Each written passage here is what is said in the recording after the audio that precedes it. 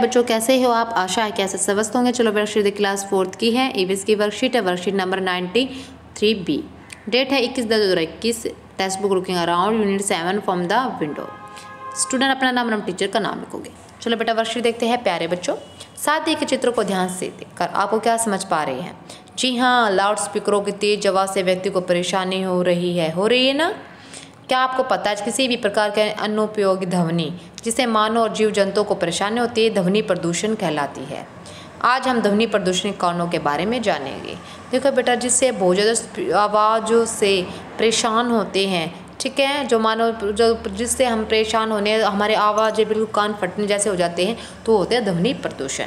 इससे रिलेटेड क्या है, आपको ध्वनि प्रदूषण के कारणों से संबंधित कुछ चित्र दिए गए। इन संकेत की सहायता से इनके नाम आप कर क्रमानुसार कॉपी में लिखिए।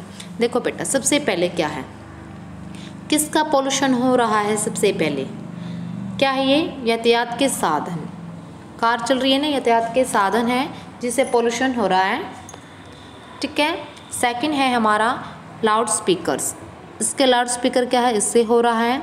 थर्ड पे क्या है, म्यूजिक की, संगीत की ऊंची आवाज़। फोर्थ में है हमारा पटाखों की आवाज़। फिफ्थ पे है कारखानों की आवाज़। सिक्स पे है ये ड्रिल मशीन की आवाज़। ये क्या है, ध्वनि प्रदूषण, जिससे आवाज़ से हमारे कान बर्दाश्त से सुनना बिल्कुल पसंद नहीं करते।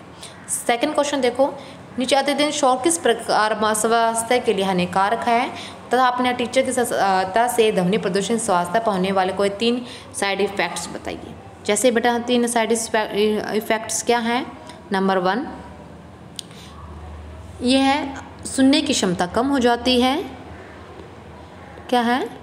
सुनने की क्षमता कम हो जाती है,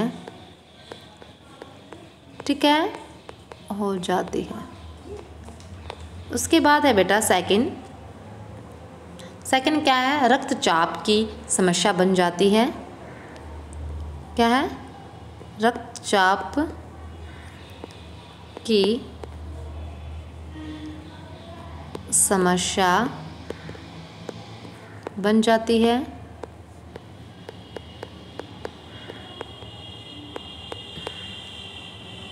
ठीक है बेटा। थर्ड है हमारा हृदय से